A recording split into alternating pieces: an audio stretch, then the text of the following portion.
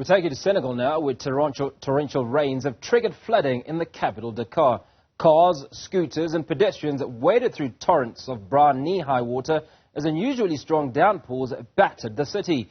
Rain typically falls in intense bursts during Senegal's rainy season.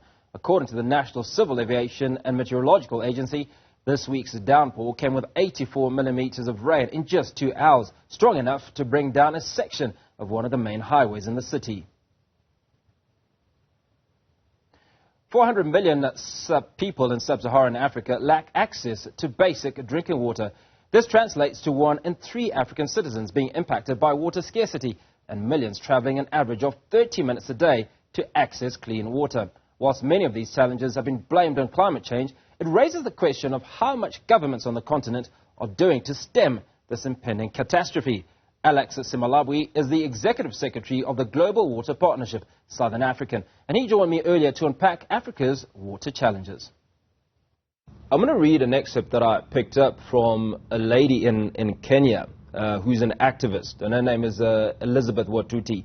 And she says in fact, the world was touched when she described to the delegates at the UN's COP26 climate conference, and she said, and I quote, "I have seen with my own eyes 3 young children crying at the side of a dried-up river after walking 12 miles with their mother to find water." And obviously, water was not there. Does this typify the water situation on the African continent? Yeah, well, in many ways, yes. Unfortunately, and it is only getting worse because of the impact of climate change. I think back here in South Africa, I mean, we all know what has happened very recently with the floods in Durban. Thousands of people affected, over 400,000 people were affected, lives lost. We know what's happening right now in East London, where the president of this country, His Excellency Ramaphosa, was visiting very recently. Recurrent droughts over a period of more than 5 years, year after year. These problems are only getting worse. According to the Intergovernmental Climate Change Report, the IPCC that was released last year, Africa's average global temperature rise is much higher than the global average temperatures. So we are going to see more and more increased impacts of climate change. And the images are the ones that painted by Elizabeth from Kenya are not only in Kenya. I personally received a message from Eastern DRC Congo in Kivu, where it's also a centerpiece of conflict for many years. I got an email from a young activist telling me that young girls have to walk long distances every morning to go and find water. And each time they rise up to go and fetch water, they say bye. They don't know if they're going to come back because it is a walk of death. It is a walk of death because on the way, there's rebels, they get raped, young girls, and they may not come back and they get killed. So each time, every morning, they have to go. But they take that journey every day because they need the water. And where the water is, it's thousands of kilometers away. So this is, unfortunately, some of the bad situations that are happening on the continent. And climate impacts are only making the situation worse. And urgent action is needed to mobilize investments to supply water to as many people as possible on this continent. Now, Alex, you've gone to great length to explain the impact of climate change, which is obviously catastrophic, but there's also a human element to all of this. Now, the African Development Bank suggests that $64 billion is required on the continent annually for governments to mitigate water challenges, but only anything between 6 and I think 10 or 12 billion is availed. What role can governments play in ensuring that they create water security outside of the challenges that climate change offers? Yeah, I mean, what you've mentioned is actually one of the reasons why the African Union heads of state last year in February adopted what is called the Continental Africa Water Investment Program, the AIP, as part of the Program for Infrastructure Development in Africa, which is led by AUDA-NEPAD, the African Unionist Development Agency. So the African Water Investment Program specifically aims to close the water investment gap you've mentioned. The FDB estimates 64 billion is needed to achieve the Africa's water vision of water security for all by 2025. That is not going to be met. We know that because, as you already said, only 10 to 19 is actually available.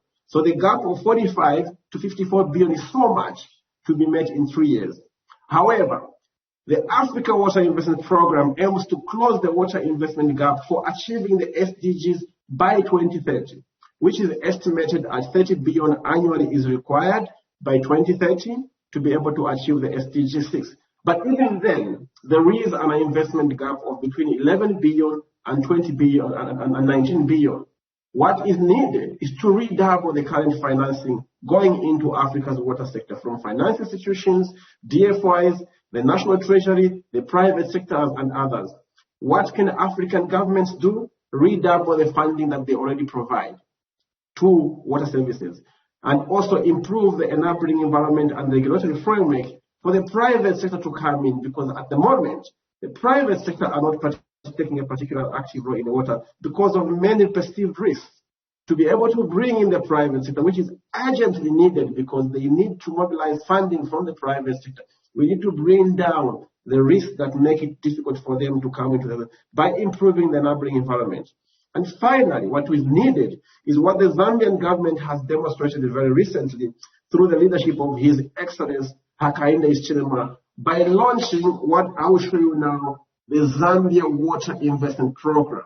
This program was launched on Saturday. I was in Lusaka at the AU Summit. The program aims to mobilize 6 billion by 2030 to improve water security and sanitation in Zambia. Alex, this is an incredible initiative by the Zambian government, but it also brings to the fore the issue of political will.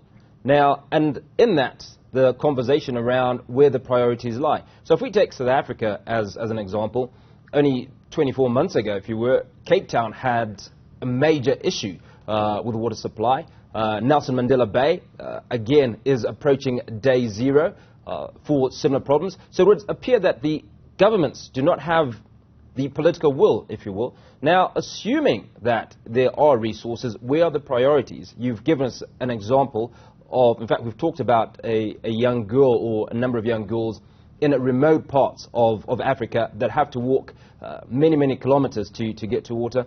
But even in urban South Africa, similar problems exist.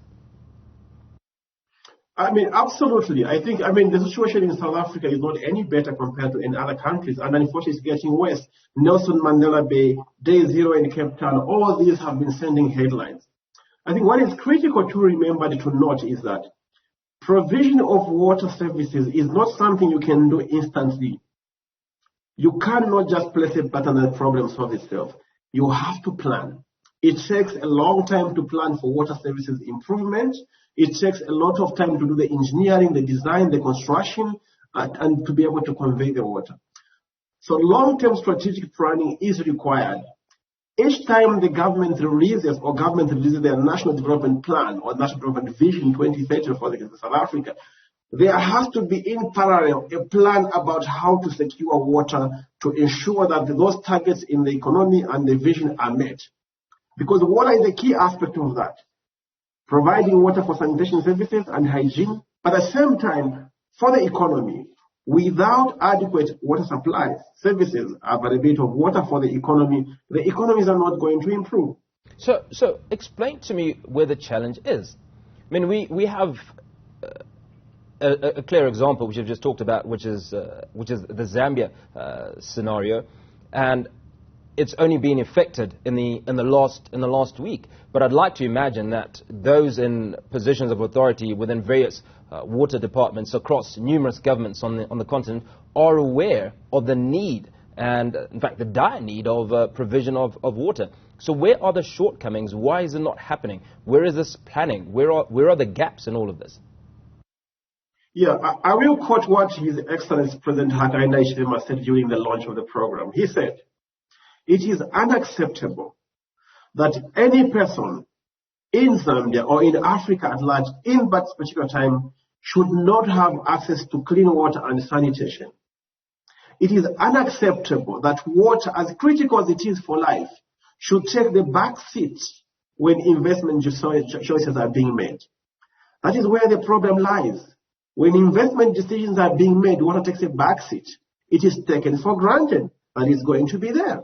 But what we are seeing now that it is not the case.